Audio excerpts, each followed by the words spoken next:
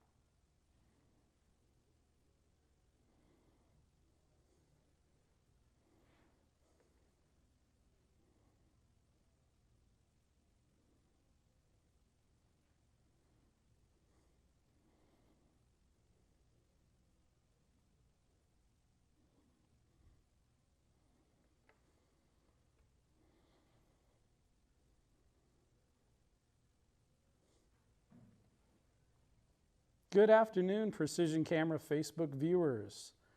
Welcome to the Friday afternoon session of Facebook Live here at Precision Camera. My name is Ian, and I'm going to be talking to you today about a very important, famous photographer from the 19th century, Eadweard Muybridge.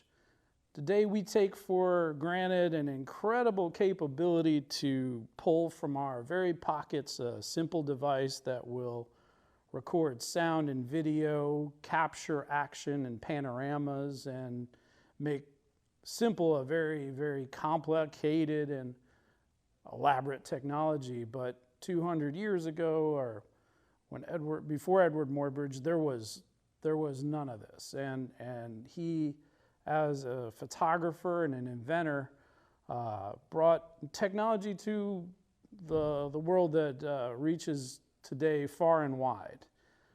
So I'm going to show you a little presentation that I put together about him, his life, and his accomplishments.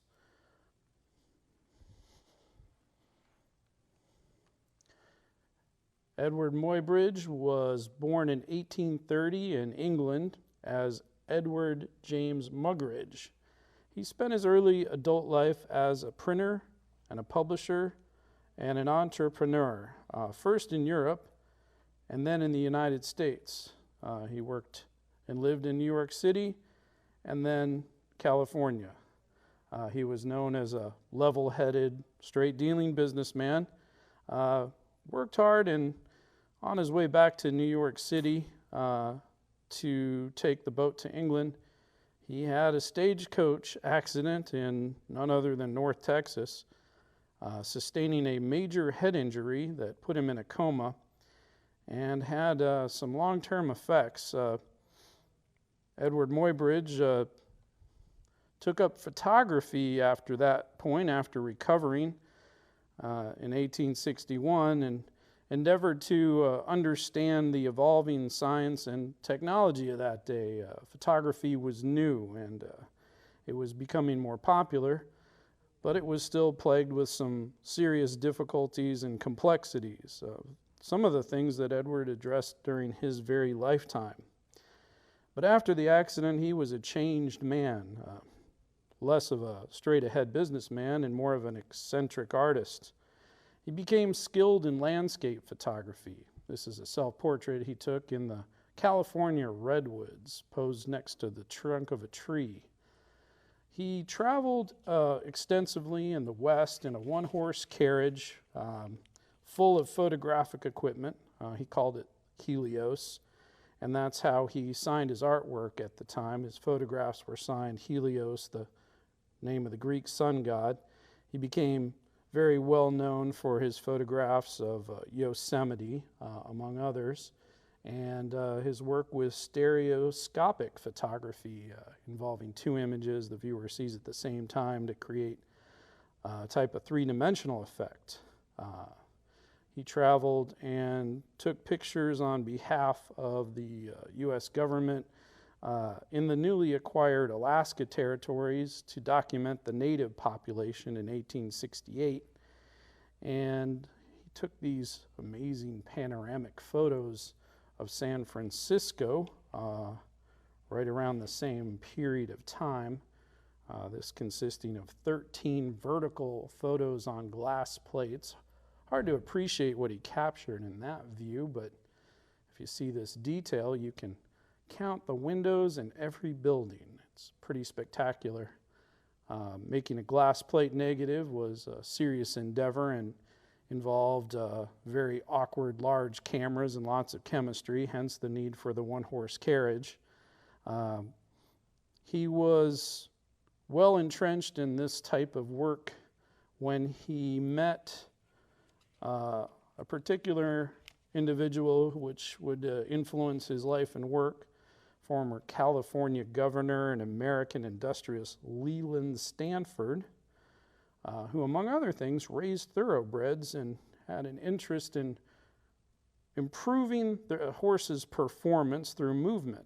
And he had an interest in art of science, and essentially he wanted to know whether all 4 feet of a horse came up off the ground while galloping, something he believed he could see but couldn't prove. Doing this would lend itself to knowing the actual positions of the animal as it moved and the movement of the animal's body, if trained properly, could increase in speed, and hence the need to understand the animal from a performance standpoint. There's an apocryphal story about a $25,000 bet, but no one's really proven that that was ever the case. But at any rate, Leland Stanford hired Eadweard Muybridge to see if he could photograph a horse in a manner that could prove this to be the case. He managed to take some early test results that led him to believe he could capture it, but they really weren't satisfactory images as early as 1873. But he had an interest in human motion and had a need to try to create the technology to capture it. These are some examples of his later photographs of human locomotion. In 1877, he managed to capture a photo that showed the 4 hooves off the ground, but retouched it, and it was dismissed for that reason, even though at that time retouching was a very well-accepted practice. So it took until 1878 for Muybridge to create a fairly elaborate system that allowed him to capture the photo he needed to prove what was to be the case. Here you see the facility set up, which included a camera array of 24 cameras, the ground there being covered with sifted lime for reflectance and a white surface behind for the same purpose, to give the best illumination possible for the exposure. The cameras were set up in such a manner that there were wires in front, and when the animal came in contact with each one, it would trip the shutter of the camera and make an exposure at the very moment that that contact occurred. Photos would be taken in quick succession at a rate of 1/25 of a second apart, and the animal was going to be galloping in at a steady rate of 36 miles per hour. Essentially, each of those photographs was going to be a different component showing a different part of the movement. And the type of camera that was used was something Muybridge had to invent himself, seeing as how it was triggered by an electromagnetic manner rather than a traditional remote release as photographers generally used at the time. The cameras themselves featured a new device, a type of shutter as he called it, that was able to control the amount or the time the light passed through the camera lens. And each camera had 2 lenses, making it possible to capture 2 images of each instance, and then Muybridge was able to go back and use whichever photograph turned out better from that particular emulsion. So no small feat in terms of putting together something that could even be equal to the task But lo and behold, he was able to capture the horse in motion and clearly and distinctly show, as you see here in the second and third frame, as the horse gallops, all four hooves come off the ground, and therefore proving Governor Leland that he indeed was correct in his observation. Leland Stanford had this done on the property that would later become Stanford University. And these photographs made their way around the world, were published in 1878 on the cover of Scientific American. Here's an example of what it looks like when you put them together in motion picture form, clearly galloping there. And the cover of Scientific American was an engraving based on the images collected. So this had far-reaching scientific value, and Mr. Muybridge was also an inventor who developed a means to show motion in motion picture form. He published not only a book of The Horse in Motion, a copy of which you can buy on Etsy right now for a cool $1,200, but he produced an invention that showed the image called a zoopraxiscope. Used spinning discs and a special light source, and this device created one of the first examples of our ability to see something that looks like animation or a motion picture. He exhibited his work in 1880 at the California School of Arts, and later that year met with Thomas Edison, who was at the time also interested in motion pictures and experimenting. Muybridge wanted to collaborate with Edison, who invented a sound recording device and produced moving images with sound along with Edison, but Edison decided that he wasn't interested in that kind of collaboration due to the limitations of the zoopraxiscope. Muybridge continued to work at the University of Pennsylvania, where he produced thousands and thousands of motion photo plates of all kinds of locomotion, including a number of different animal locomotion photo studies, things like elephants and apes and donkeys and practically anything you can imagine, birds in flight. He also managed to capture quite a great number of examples of human locomotion, including people participating in agricultural work, sports. There's quite a number of examples of people in the nude, fencing, playing tennis, going up and down a staircase. He even photographed himself in this manner, and eventually all these series of images of human and animal locomotion were published in the book Animal Locomotion, an electrophotographic investigation of consecutive phases of animal movements, a book he published in 1887, compiling a lot of his work from that period. This all led, of course, to a lot of different innovations. Edison, working on his own, eventually produced something called a kinetoscope, which evolved and led to what we deal with today in modern motion picture cameras. It was basically the precursor of the motion picture camera. And the kinetoscope, of course, generated a lot of different innovations right from that standpoint.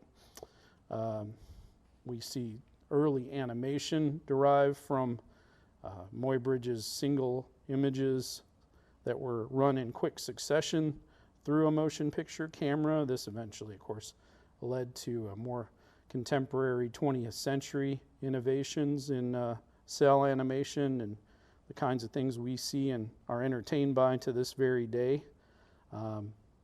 George Brock in the early part of the 20th century was a fine artist influenced by Muybridge's work, and this is a piece called Nude Descending a Staircase, in which it shows a figure moving down a staircase from different images, at different points of view, all compiled into one altogether. So an example of his influence on abstract art.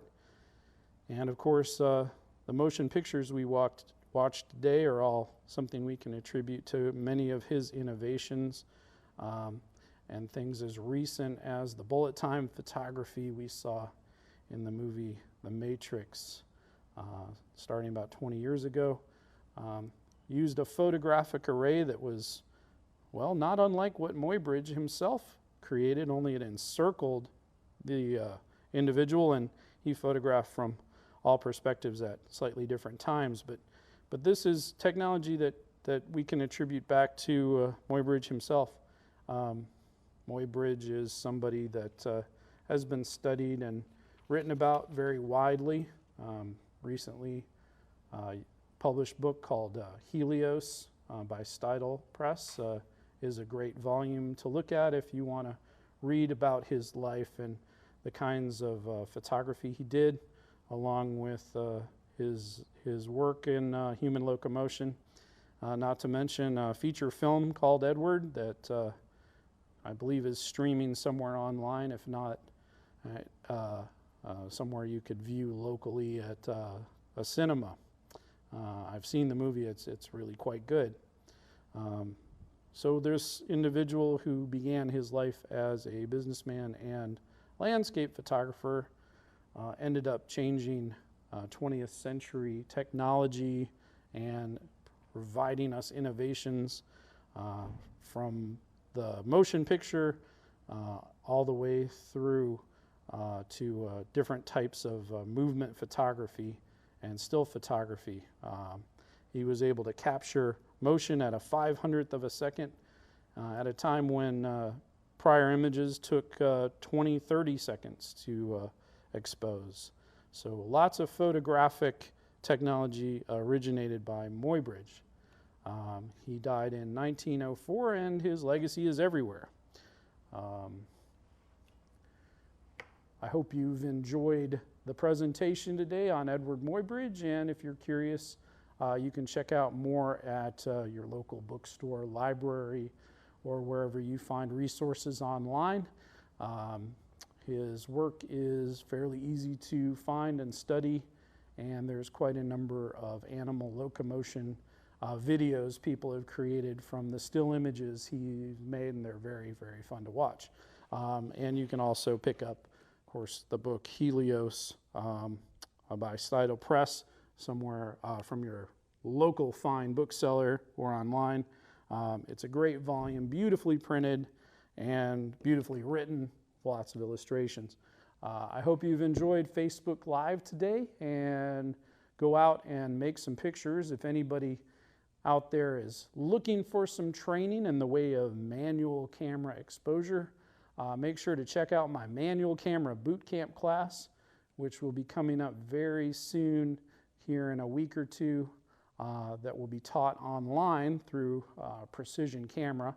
So you can find that on our website, and I'll be explaining all the ins and outs of manual control, lenses, and the use of light. So thanks for watching, and I hope everybody has a great weekend. Take care, and we'll see you next time.